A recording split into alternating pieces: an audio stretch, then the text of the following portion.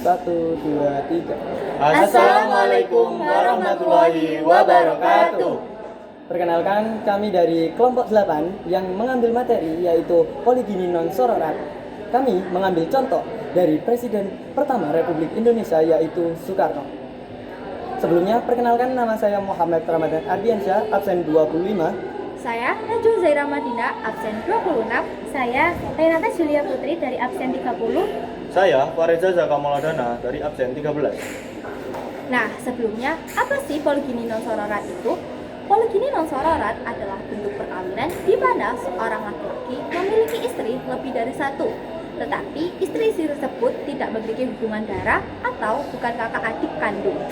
Nah, hal yang menjadi latar belakang dalam pernikahan poligini non sororat yang dilakukan oleh Soekarno ini adalah yang pertama, pada masa itu pernikahan seperti poligami ini masih dianggap normal dan juga wajar dalam budaya masyarakat. Terlebih lagi, Soekarno merupakan seorang tokoh yang aktif dalam politik sehingga kehidupan pribadinya ini banyak disorot. Apalagi faktor pribadi seperti karisma dan juga relasi itu juga ikut mempengaruhi hubungan pernikahan ini. Namun tidak semua hubungan pernikahan ini merupakan keinginan pribadi dari Soekarno. Ada juga beberapa hubungan yang terjalin akibat unsur politik. Kemudian seiring berjalannya waktu, karena meningkatnya kesetaraan gender, mulai muncul konflik-konflik yang tidak diinginkan. Akibatnya organisasi Gerakan Wanita Indonesia ikut menentang praktik ini. Nah, kalian penasaran nggak sih siapa aja istri-istri dari Soekarno ini? Yang pertama yaitu ada Fatmawati. Fatmawati adalah istri pertama dari Soekarno yang dinikahi pada tahun 1943. Dan yang kedua yaitu Inggit Garnassi yang menikah pada tahun 1943 namun berakhir dengan perceraian. Dan yang ketiga yaitu Ratnasari Dewi yang menikah pada tahun 1943. Dan yang keempat ada Haryati. Dan kelima ada Inggit Garnassi.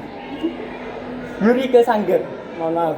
Yang kelima ada Yurike Sangger. Nah, unsur-unsur yang mendorong Soekarno melakukan perilaku tersebut, yang pertama adalah kebutuhan pasangan yang dinamis. Soekarno adalah pemimpin negara yang sangat padat jadwalnya. Maka dari itu, Soekarno membutuhkan pendampingan secara sosial dan juga politik.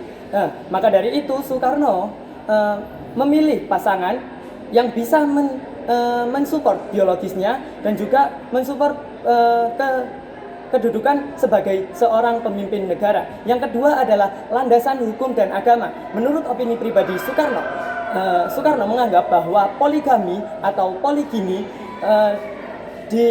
dihalalkan oleh agama yang dianutnya. Namun dengan beberapa unsur yang dapat